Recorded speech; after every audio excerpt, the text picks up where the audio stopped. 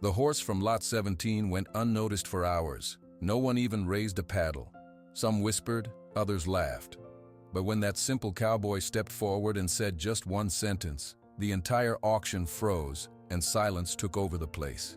Subscribe to the channel, leave a like, and comment where in the world you're watching from, because now I'm going to tell you everything. The auctioneer's voice cracked like a whip over the loudspeaker. Do I hear $50 for this good, honest horse? Come on, folks. He's got years left in him. No one answered. Buddy stood in the dirt ring, his head low. The big doors at the back of the arena were open, letting in a square of bright sun. He could see dust floating in the light. The air smelled of hay, other horses, and men. It was loud. Voices talked over each other. The sounds of trucks came from outside. He was very tired. A man in a clean shirt stood on a high platform. This was the auctioneer. He kept talking very fast. Lot 17, folks. A solid ranch horse. Look at those legs. Who'll start me at 50? Someone in the crowd laughed. It was not a nice laugh. A woman in a big hat pointed at Buddy and said something to her friend. They both smiled and shook their heads. Buddy shifted his weight. His feet hurt. He did not look at the people. He looked at the ground. He knew how this went. This was the way it was. Noise, dust, then more work. Or an end.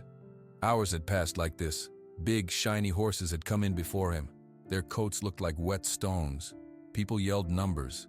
They waved their hands. Those horses left with new owners. Buddy had waited in a dark pen. Now he was here. And no one wanted him. The auctioneer wiped his forehead. His fast talk slowed down. All right. Let's be practical. $25. I need $25 for this horse. That's less than the price of a good saddle blanket. Silence. The auctioneer sighed. He looked at the man next to him. Guess we're moving on. No bid for lot 17. Buddy understood the tone. He turned his head a little. He saw a man in a dark jacket walking toward him from the side of the ring. The man had a long stick. This meant it was over. A terrible, quiet feeling settled in Buddy's chest. Then a gate creaked. Not the big gate, a small one on the side of the crowd. A man stepped through it. He walked right out onto the dirt floor. The people in the first row stopped talking. The man was older. He wore a faded white hat, a blue plaid shirt, and jeans that were pale from many washes. His skin was tan and lined. He had a neat gray beard. His eyes were a pale blue. He did not look at the crowd. He walked straight toward Buddy. Buddy lifted his head, just a little. The man stopped a few feet away. He did not smile. He did not speak to the horse. He just looked. He looked at Buddy's tired eyes, his rough brown coat, his solid legs that had done so much work. The auctioneer leaned over his stand. Sir, you can't be on the floor during... The man in the white hat turned his head. He looked up at the auctioneer. His voice was not loud, but it was clear. It cut through the quiet room. I'll give you everything I have for him. The room froze. The auctioneer's mouth stayed open. The woman with the big hat stopped smiling. The man with the stick lowered it. No one in the building moved. All the eyes were on the older cowboy and the tired horse. The auctioneer found his voice. What did you say? The cowboy, Hank, did not look away from Buddy. You heard me. Everything I have. For this horse. Mister, the auctioneer said, confused. You gotta name a price. This is a business. What's everything you have? Hank finally turned. He reached into his front pants pocket. He pulled out a small fold of paper money. He walked to the platform and laid the money flat on the wooden rail. He counted it out, slow and quiet. $246. He looked back at the auctioneer. That's it. That's everything. The auctioneer stared at the small pile of worn bills. It was a very small amount of money for a horse, but it was more than the nothing he had a moment ago. He looked at Hank's face. He saw something there that was not about money. Sold, the auctioneer said softly. Then he hit his gavel. The sharp crack made everyone jump. Lot 17 sold. The spell broke. People started to whisper all at once. They stared at Hank. They stared at the horse. Hank did not listen. He walked back to Buddy. He picked up the lead rope that was dragging in the dirt. His hands were rough, but his touch was light. Buddy felt the rope go slack. There was no pulling, no yelling. "All right," Hank said, just to the horse. "Let's go." He turned and began to walk. Buddy took one step, then another. He followed the man in the white hat. They walked past the staring people. They walked out of the bright square of sunlight into the shady area behind the arena. Hank led him to an old green pickup truck. A simple horse trailer was hooked to the back. Hank opened the trailer door. It was clean inside, with fresh hay on the floor. "In you get," Hank said. Buddy walked up the ramp. He stood in the trailer. Hank closed the door. The world became quiet and dark. The engine started. The trailer began to move. Buddy swayed with the motion. He was not in the loud pen. He was not waiting for the man with the stick. He was moving. He did not know where. But the hands had been quiet. The voice had been calm. For the first time in a long time, the tired feeling in his chest was mixed with something else. It was a tiny, fragile question. The trailer rattled down a long, straight road. Buddy stood quietly, his legs spread wide to keep his balance. He watched the world pass through the narrow slats in the trailer wall. Buildings became fewer. Green fields and brown hills took their place. The noise of the auction was far behind him now. There was only the sound of the truck's engine and the wheels on the road. After a long time, the truck slowed down. It turned onto a bumpy dirt road. Buddy braced himself. He saw a wooden fence line. Then, a simple house came into view. It was painted white, but the paint was old and peeling. A big red barn sat behind it. There were a few other small buildings. Everything was quiet. The truck stopped. The engine went silent. Buddy heard the truck door open and close. Footsteps came toward the trailer. Hank opened the trailer door. The late afternoon sun was warm. "All right, out you come." Buddy walked slowly down the ramp. His hooves crunched on the gravel driveway. He stood still and looked around. The air here was different. It smelled of pine trees and dry grass. It was clean. A screen door on the house squeaked open and then slammed shut. A girl stood on the porch steps. She had messy brown hair and wore a blue t-shirt and jeans. She did not say anything. She just watched. "This is Mia," Hank said to Buddy, his voice low. Then he looked at the girl. "This is the horse." Mia did not move from the steps. Her eyes were very green and very serious. She looked at Buddy for a long moment. Then she turned and went back into the house. The door slammed again. Hank let out a small breath. It wasn't a sigh. It was just a breath. "Come on," he said. He led Buddy past the house toward the barn. The barn was old but solid. Inside it was cool and dim. It smelled of old wood and clean hay. Sunlight came in through cracks in the walls, making bright lines in the dusty air. Hank led him to a stall. The stall had fresh golden straw on the floor. Buddy walked in. Hank took off the halter. Buddy shook his head, his mane flopping. "I'll get you some water," Hank said. He picked up a big black rubber bucket from the corner. He carried it outside. Buddy heard the sound of a pump handle squeaking, then water rushing.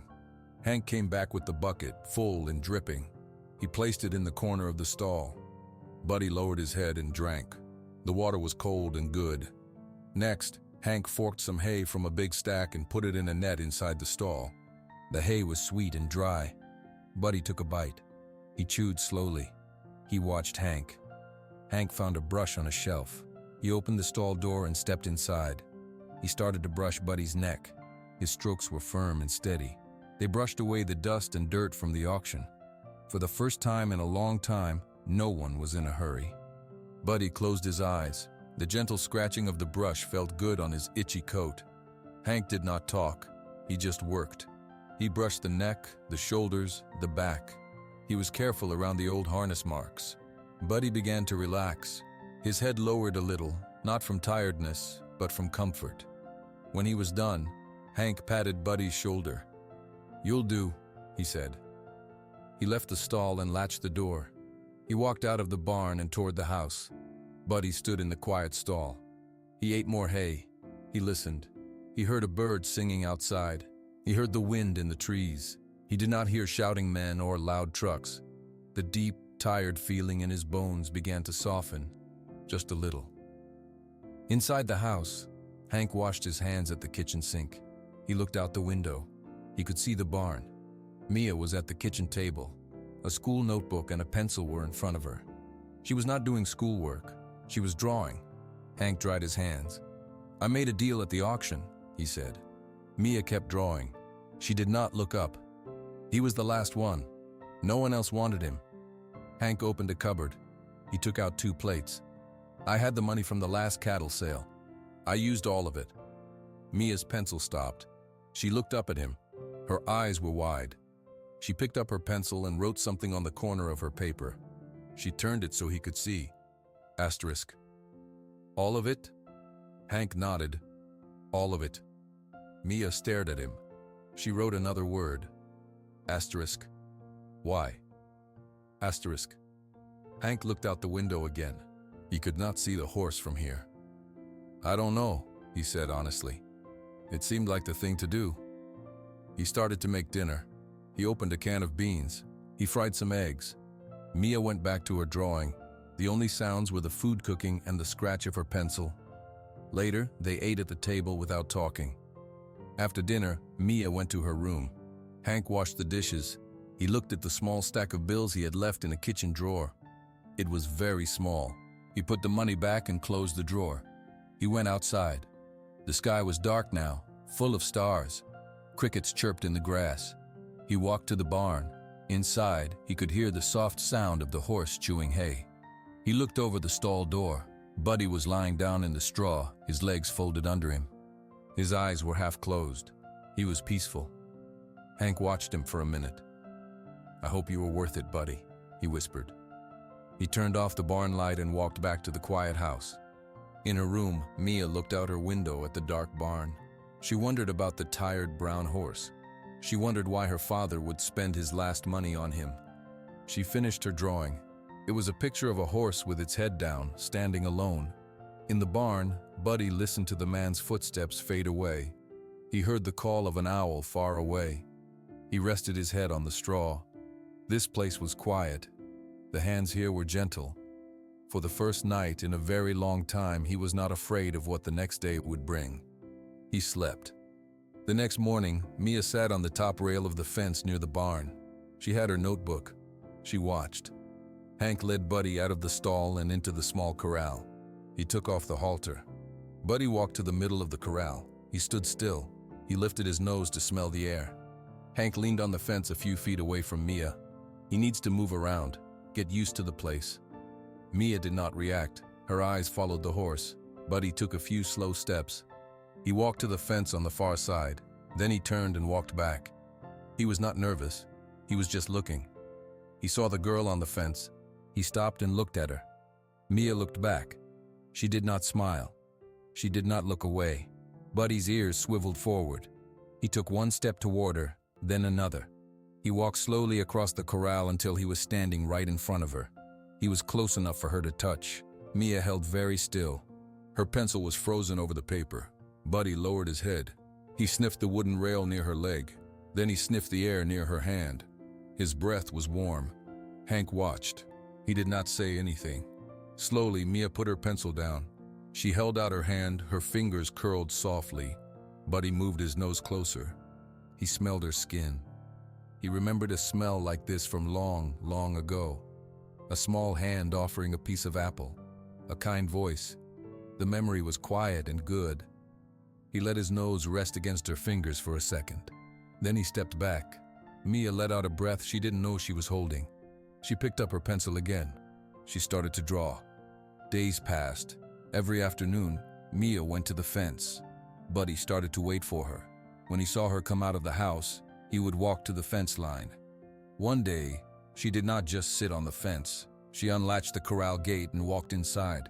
She left the gate open behind her. Hank was fixing a hinge on the barn door. He saw her go in. His hands stopped working. He watched carefully. Mia walked to the center of the corral and sat down in the dirt. She crossed her legs. She opened her notebook. Buddy watched her. He walked over. He stood next to her, his head low. He was very big next to the sitting girl. Mia did not look up at him. She kept drawing. Buddy stood still. He seemed to understand he should be quiet. After a while, he lowered himself to the ground. He lay down in the sun beside her. He let out a long, deep sigh. Mia looked at him. A very small smile touched her lips. She went back to her drawing. Hank saw the smile. He felt a strange ache in his chest. He had not seen her smile in years. He turned back to the hinge, but his eyes were wet. He blinked hard. Another day, Mia came to the corral with something behind her back. Buddy came to the fence. She brought her hand out. In her palm was a bright red apple. Buddy's ears perked up. He stretched his neck. "Wait," Mia whispered. It was not really a word. It was just a breath of sound. Buddy waited. He watched the apple. Mia held it flat on her hand. Buddy dipped his head and took the apple gently. His lips were soft on her skin. He crunched the apple loudly. Mia reached out with her other hand. She touched his neck. His coat was still rough, but it was cleaner now. She scratched him lightly. Buddy leaned into the touch. From the porch, Hank called, "Mia, dinner!" Mia pulled her hand back. She gave Buddy one last look. Then she turned and ran to the house. That evening at dinner, Hank served the pork chops. He cleared his throat. "I saw you with the horse today." Mia looked at her plate. She cut a piece of meat. "He seems to like you," Hank said. Mia nodded. She took a bite. Hank wanted to say more. He wanted to say, "It's good to see you with an animal again." He wanted to say, "Your mother would be happy." The words stuck in his throat. He took a drink of water. "I have to fix the west fence tomorrow. I'll be gone most of the day." Mia looked up. She pointed her fork toward the window, toward the barn. "Yes," Hank said. "He'll be here." Mia nodded, satisfied. She finished her dinner. After she took her plate to the sink, she pulled her notebook from her pocket. She tore out a page and put it on the table in front of Hank. Then she went to her room. Hank picked up the paper. It was the drawing from the first day of the tired, lonely horse, but she had changed it. Now, sitting in the dirt beside the horse, was a small figure of a girl. The horse's head was turned toward her. They were just two shapes on a page, but they were together. Hank held the drawing. He looked out the dark window toward the barn. For the first time since he brought the horse home, he did not wonder if he had done the right thing. He knew he had. The morning after Mia gave Buddy the apple, Hank decided it was time for a proper grooming. He led Buddy out of the stall and tied the lead rope to a post in the yard. The sun was warm. "Let's get you cleaned up," Hank said. He picked up a stiff brush and started on Buddy's back, working in circles.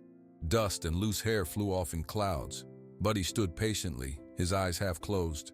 Hank worked his way up to the horse's neck. The mane was thick and matted, tangled from years of neglect. Hank put down the brush and used his fingers, carefully pulling apart the knots. His fingers hit something. It wasn't a tangle. It was a raised patch of skin, hidden deep under the coarse hair. "What's this now?" Hank muttered. He pushed the mane aside. There, on the side of Buddy's neck, was a mark. It was not a scar from an injury. It was a pattern in the horse's own skin. The pattern looked like a circle with points twisting out from it, like a star or a swirling sun. The hair that grew from it was pure white. Hank stared. He had never seen a birthmark like that on a horse. It was unique. He let the mane fall back, covering it. "Well," he said softly, patting Buddy's neck. "You've got your own signature, don't you?" He didn't mention it to Mia. It felt like a secret between him and the horse. Later that same day, Hank was checking the posts on the south fence. He always carried his old pocket knife. He used it to cut a piece of loose baling twine. He put the knife back in his pocket. An hour later, he needed to cut another piece of twine. He reached for his pocket. The knife was gone. "Darn it," he said. He loved that knife. His father had given it to him. He walked back along the fence line, his eyes scanning the dirt and grass. He looked and looked. He could not find it. Buddy was in the corral, watching him. Hank walked past the corral, still looking at the ground. Buddy made a soft noise. Hank looked up. Buddy was looking at him, then he looked away toward a fence post near the gate. He looked back at Hank. "What?" Hank said. Buddy walked to the fence post. He nudged the wooden post with his nose. Then he looked at Hank again. Hank frowned. He walked over to the post. He looked at the ground around it. There, half hidden in a clump of grass, was the silver handle of his pocket knife. Hank picked it up. He was confused. He looked at Buddy. "How did you know?" Buddy just blinked his big dark eyes. The next morning, Hank needed to move some hay bales from the barn to the storage shed.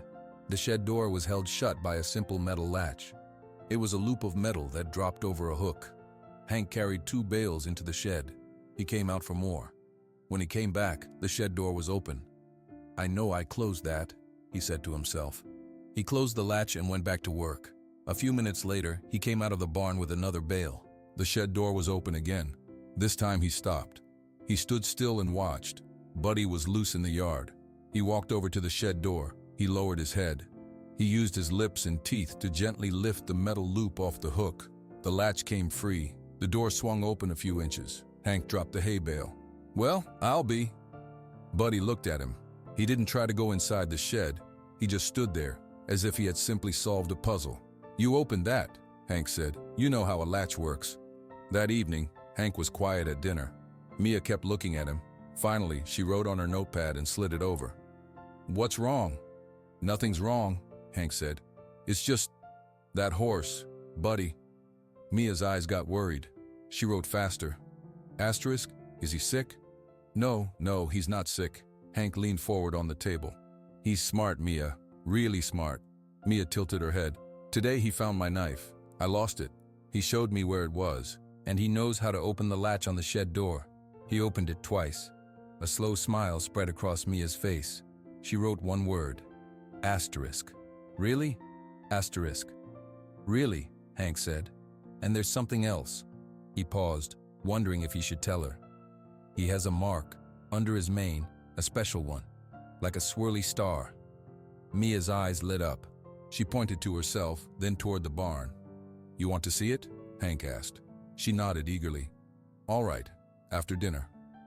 They finished eating and went outside. The barn was warm and quiet. Hank led Buddy out and held his mane aside. In the light of the bare bulb, the swirling white mark was clear on his brown neck. Mia reached out and touched it gently with one finger. She looked at Hank, her face full of wonder. "He's not just any horse," Hank said, his voice low. "He remembers things. He figures things out. I don't know what it means yet." Mia looked back at the mark, then into Buddy's calm, knowing eyes. She didn't need to write anything down.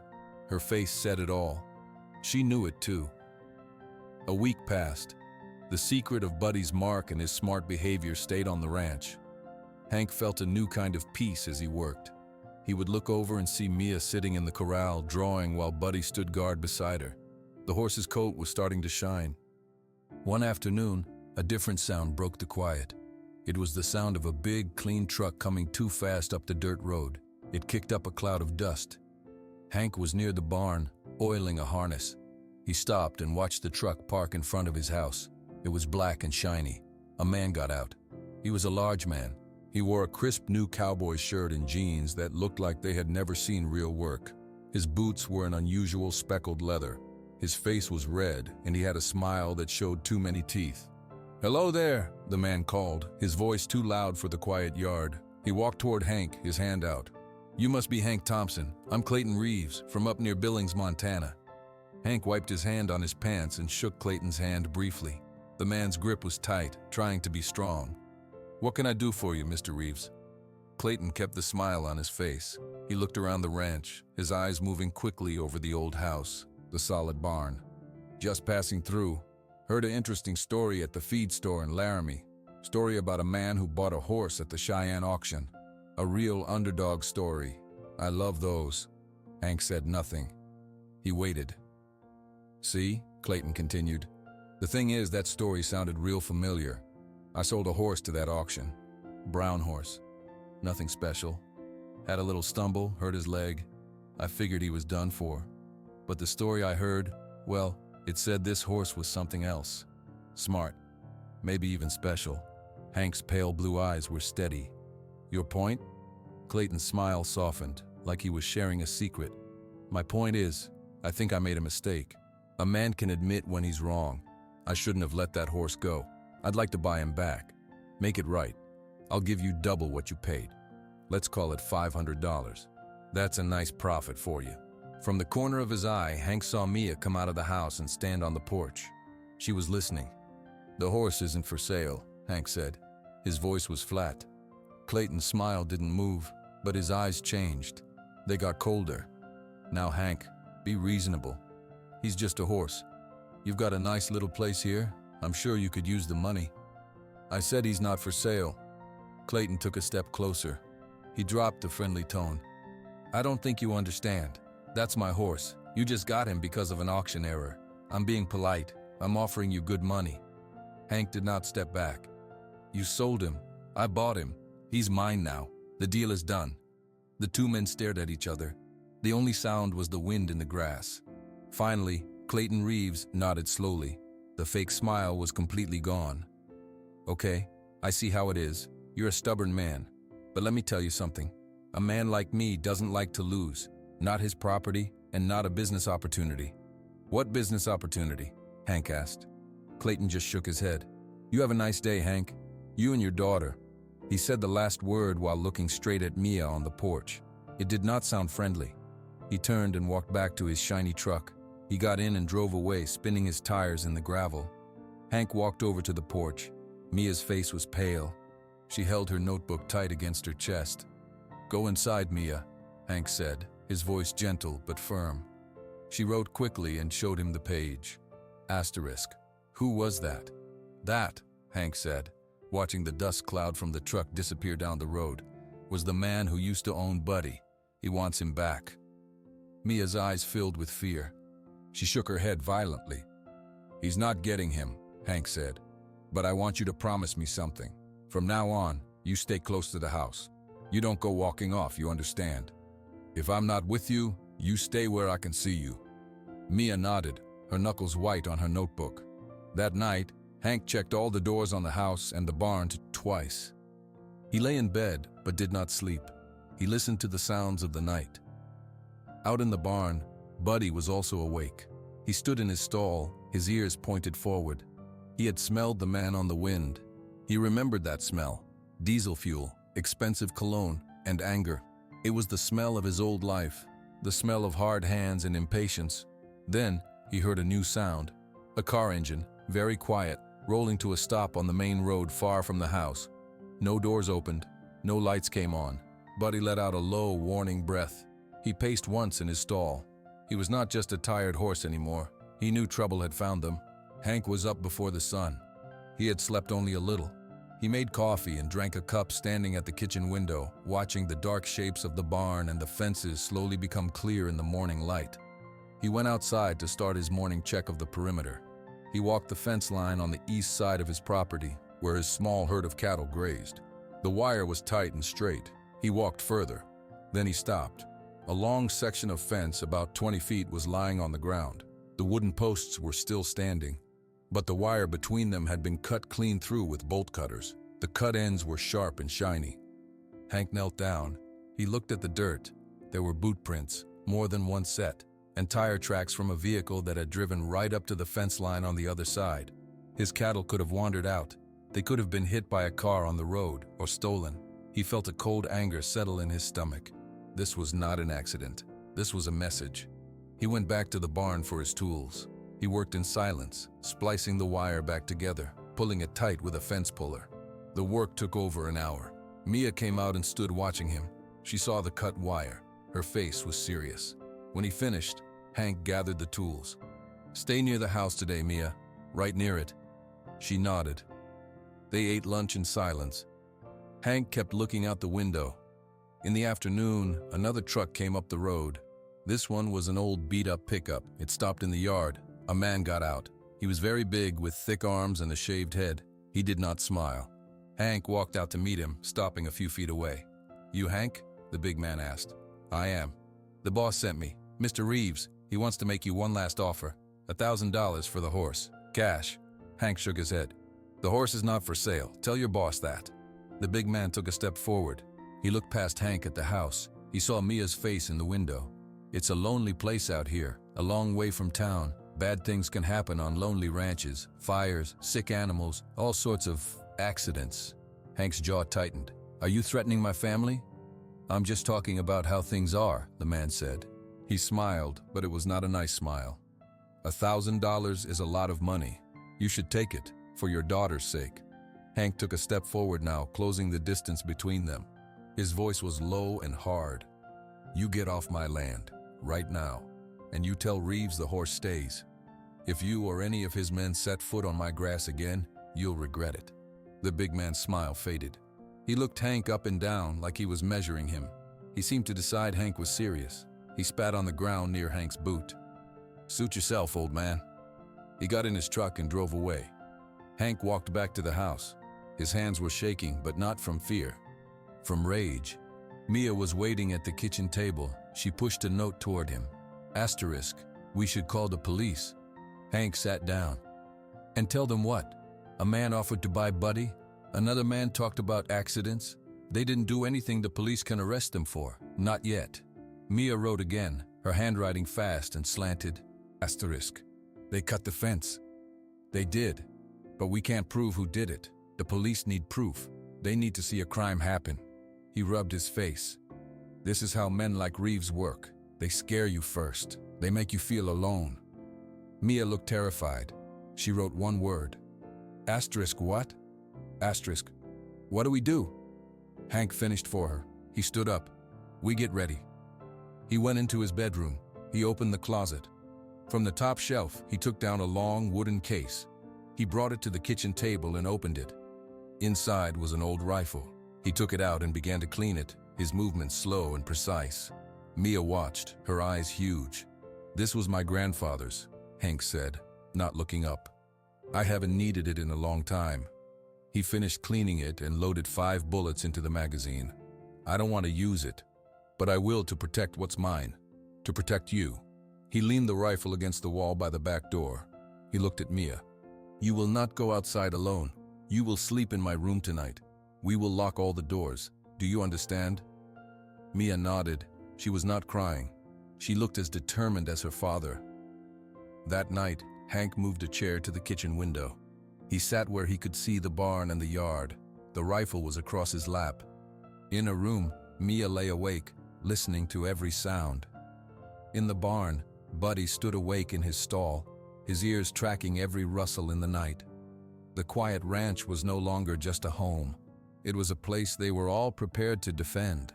The deep quiet of the ranch was broken by the sound of a truck engine, far away on the main road. It stopped. Then there was only the sound of crickets again. In the barn, Buddy's head went up, his ears swiveled. He knew that engine sound. It was the same quiet truck from the other night. He heard 2 doors open and close very softly, then footsteps on gravel, trying to be quiet. He paced once in his stall. He looked toward the barn door. In the house, Hank sat by the window. He heard nothing, but he felt the silence was wrong. He picked up the rifle and stood up slowly. He walked to the back door and opened it a crack, listening. The barn door slid open with a low rumble. 2 shapes slipped inside. One man held a small flashlight. The beam swept over the stalls until it found Buddy. "There he is," a man whispered. "Easy now." Buddy recognized the voices. They were men from the Reeves ranch. He remembered their smell. He remembered the hard, impatient way they handled horses. The men moved toward his stall. One man lifted the latch. The door creaked open. Buddy backed up into the corner. He did not look scared. He looked ready. "Come on, boy. Nice and easy," the first man whispered, stepping inside with a rope halter. That's when Buddy moved. He reared up. His front legs struck the air. He let out a loud, sharp whinny that tore through the silent night. The man jumped back, stumbling. "Hey!" In the house, Hank heard the sound. He threw open the back door and ran into the yard. "Mia, stay inside," he yelled over his shoulder. The 2 men panicked. They turned and ran out of the barn, leaving the stall door wide open. Buddy did not stay put. He charged out of the stall and out of the barn into the yard. He saw the men running for their truck. He ran after them. The men leaped into the truck. The engine roared to life. The truck started to pull away. Buddy caught up to it. He turned his body and kicked out with his back legs. Both hooves hit the truck's metal tailgate with a terrible bang. The tailgate crumpled inward. The truck sped up, swerving down the driveway and onto the main road, disappearing into the dark. Hank stood in the yard, breathing hard, the rifle in his hands. Buddy trotted back to him, his nostrils flaring. He was not hurt. He stood close to Hank, his body still tense. "Good boy," Hank said, his voice rough. He put a hand on Buddy's neck. "You scared them off." Mia appeared in the doorway of the house, her face white with fear.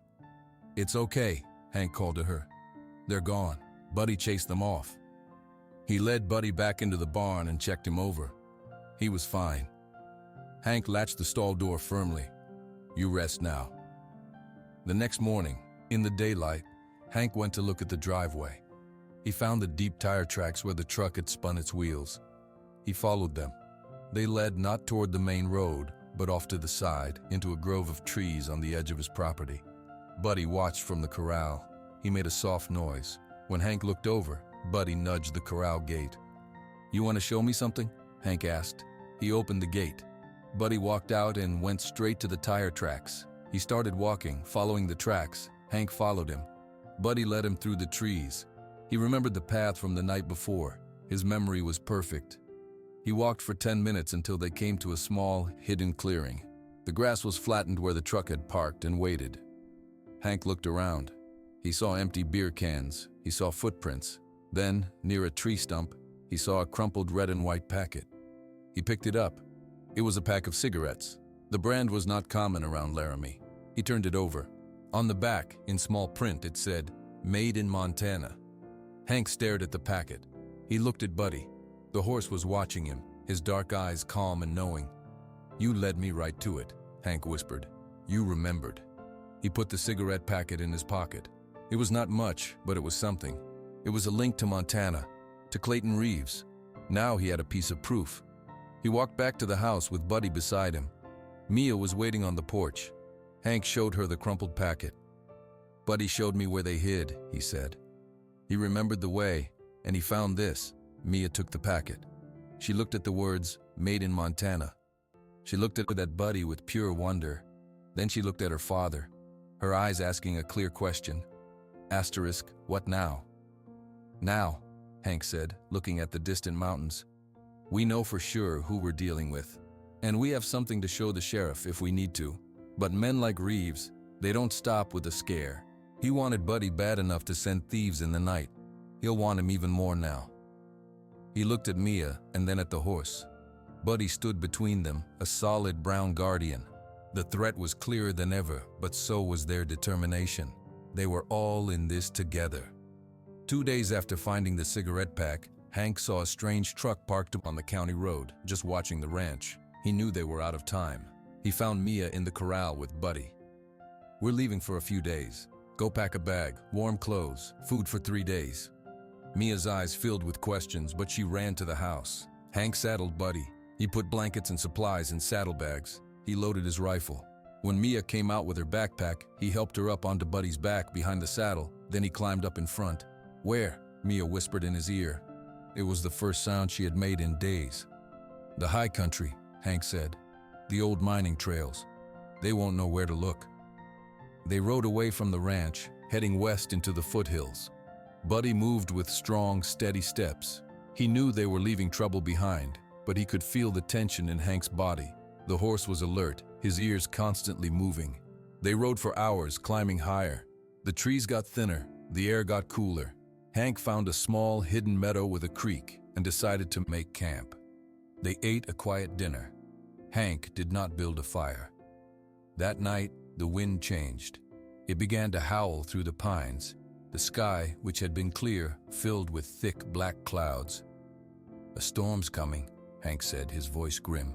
"A big one." By morning, the rain started. It was cold and heavy. The wind blew it sideways. Hank packed up the wet camp quickly. "We need to find better shelter. This is no good." They rode higher, looking for a cave or an overhang. The trails became slippery with mud. The rain turned to sleet. Buddy walked carefully, but even he was struggling. Suddenly, from the trail below them, they heard a shout, then another. Hank turned in the saddle.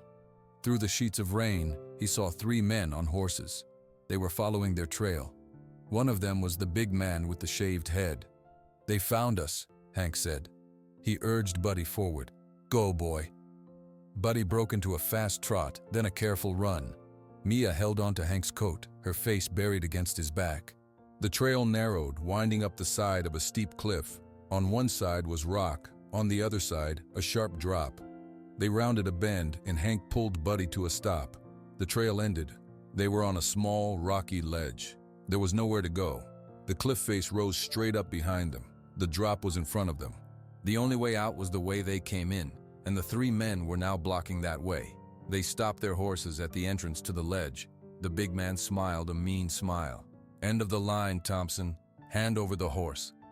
Hank felt a deep hopelessness. He was trapped. He could fight, but with Mia there, in the storm, it was too dangerous. Buddy was breathing hard. He turned his head, looking at the solid rock wall next to them. He sniffed the wet air. He smelled something under the smell of rain and pine. He smelled damp stone and old dry earth. A memory flashed in his mind, not from the Reeves Ranch, from long before, from when he was a young horse with a different owner. They had gotten caught in a rainstorm. They had hidden. Where? He remembered a flash of fear, then a tight space, then safety. He remembered this rock, this exact spot. Buddy nudged Hank's leg with his nose, hard. Hank looked down. "What is it, boy?" Buddy pulled against the reins. He turned his head toward the cliff face. He took a step toward it. "There's nothing there," Hank said. But Buddy insisted. He took another step, right up to the wet rock. He lowered his head and nudged a thick curtain of ivy and moss that hung down the cliff. Behind the greenery, Hank saw it. Not solid rock, a dark opening, just wide enough for a horse and rider. "It's a cave," Hank said. The big man below saw what was happening. "Hey, stop them!" Buddy didn't wait. He pushed through the green curtain into the darkness. Hank ducked his head. Mia closed her eyes. They were inside a narrow stone tunnel. It was pitch black and smelled of old water. They could hear the men shouting outside, but the sound was muffled. "Keep going, Buddy," Hank whispered. "We have to trust you." Buddy walked forward into the complete dark. His steps were sure. He remembered. Asterisk. "This way. I know this stone. I walked it before. Follow. I will take you through." They walked for a long time in the dark. The tunnel twisted and turned. Sometimes it was so narrow the saddle scraped the walls. Then, ahead, they saw a faint gray light. The sound of the storm grew louder again. The tunnel ended. They came out behind a curtain of rushing water, a waterfall. They were on the other side of the mountain ridge. The storm was still raging, but they were in a new canyon, hidden from the men. The path here led downhill, back toward the lower foothills. Hank looked back at the waterfall that hid the tunnel. He looked at Buddy, whose sides were heaving from effort. He patted the wet, strong neck. "You remembered," he said, his voice full of awe. "You saved us." Mia leaned forward and wrapped her arms around Buddy's neck, burying her face in his wet mane. They were safe, for now. But Hank knew this wasn't over. They couldn't hide forever. They had to go back, and they had to end it. They spent one more night in the high country, safe in a different hidden spot. At dawn, Hank saddled Buddy again. Mia climbed up behind him. They rode slowly back toward the ranch. No one followed them. When they rode into the yard, everything looked the same. The house, the barn, the fences. But it felt different. Hank knew they could not live looking over their shoulder. He helped Mia down. "Go inside and get cleaned up. I have work to do." Mia grabbed his arm. She looked at him, her eyes asking the clear question. "It's time to finish this," Hank said. "I'm not running anymore, and I'm not hiding." He went to the house and picked up the old telephone. He called his neighbor to the south, Ben Walker. "Ben, it's Hank. I need a favor. Can you come to my place at noon today? And call Jim Miller and Joe from the feed store. Call anyone you can. It's important." He heard Ben's surprised voice on the other end. "Everything all right, Hank?" "No," Hank said. "But it will be. Just be here." He hung up. Then he called the sheriff's office in Laramie. He spoke to Sheriff Hayes. "Sheriff, this is Hank Thompson. I need you to come out to my ranch at noon. There's going to be trouble, and I want you to hear the truth of it from me first." The sheriff asked questions. Hank answered them plainly. The cut fence, the threats, the cigarette pack from Montana, the men in the storm. He did not raise his voice. "All right, Hank," Sheriff Hayes said finally. "I'll be there." At 11:30 in the morning, trucks and cars began to pull into the yard. Neighbors Hank had known for years got out. They stood together in small groups, talking quietly. They saw the determined look on Hank's face. They saw Mia sitting on the porch steps, Buddy standing protectively beside her, his coat clean and his head held high. Sheriff Hayes arrived just before noon. He tipped his hat to Hank. "Let's hear it." At exactly noon, a big black truck roared up the road. Clayton Reeves got out. Two of his men got out with him, including the big one. Clayton looked at the crowd of neighbors and the sheriff. His face was red with anger, but he put on his fake smile. "Hank, what's all this? A party?" He walked forward, his expensive boots crunching on the gravel.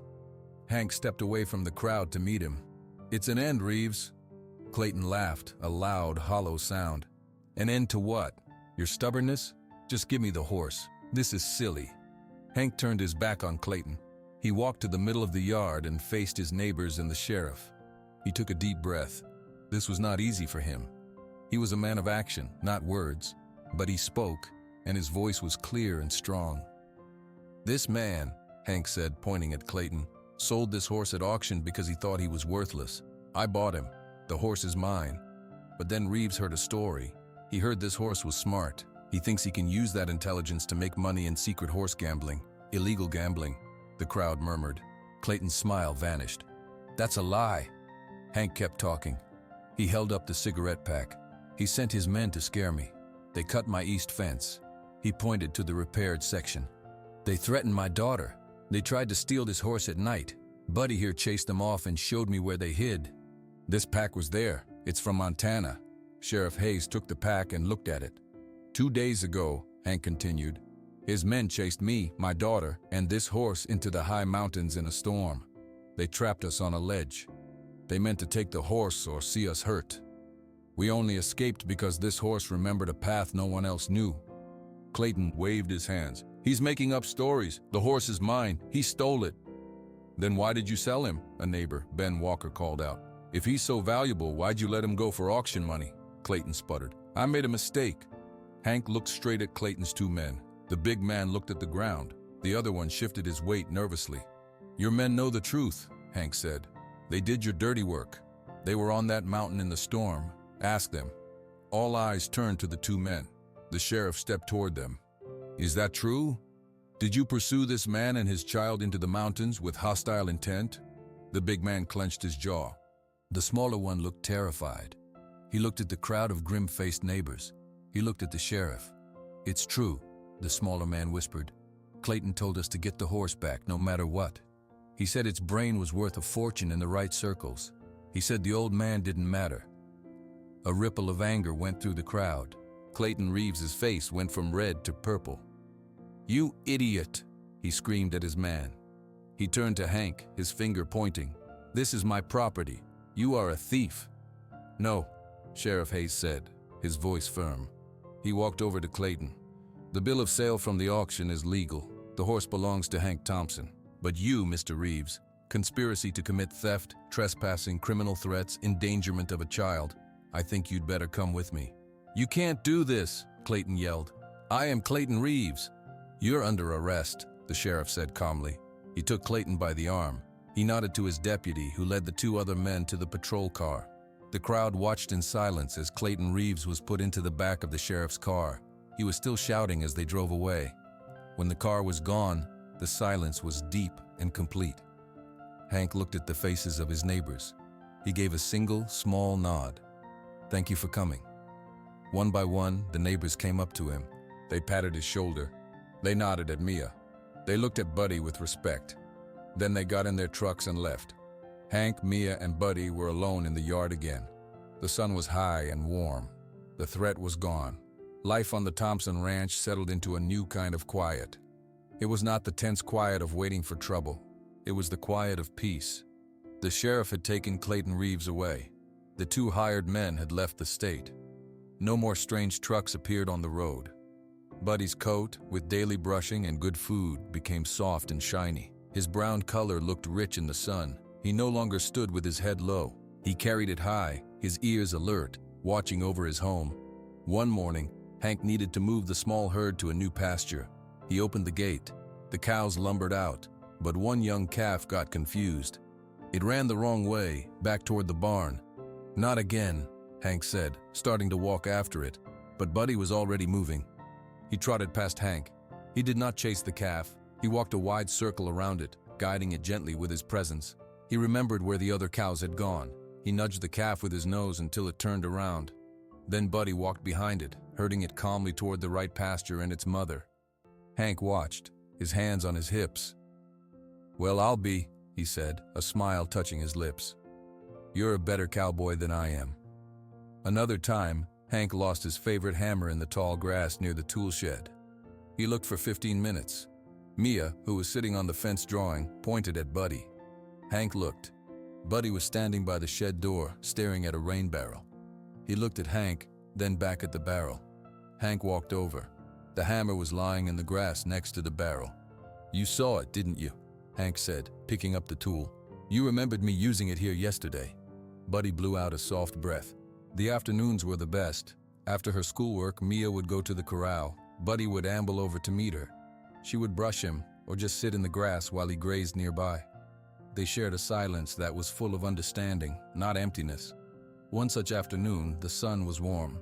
Hank was inside the barn, fixing a broken saddle strap. The door was open.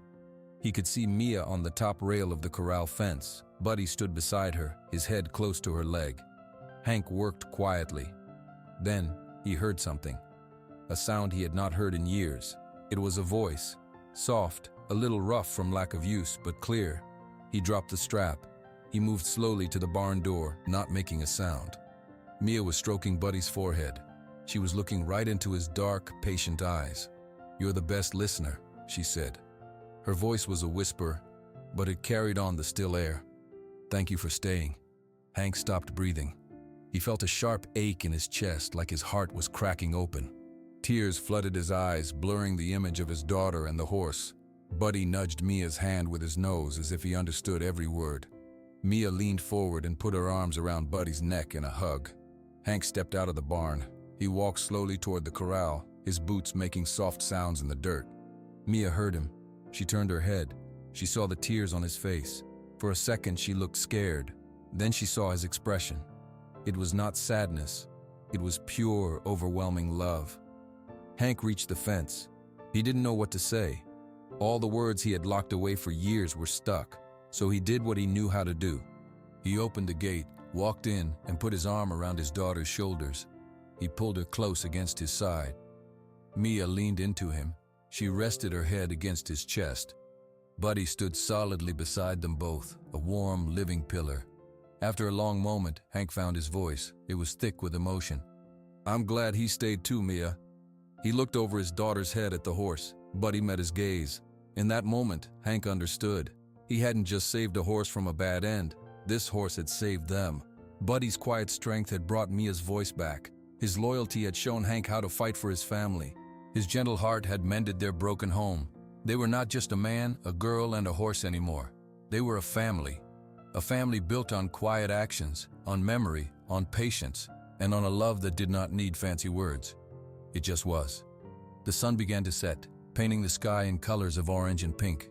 Buddy stood between them, his head high, his unique mark hidden safely under his mane, no longer a secret to be exploited, but a part of him, in the home where he finally belonged.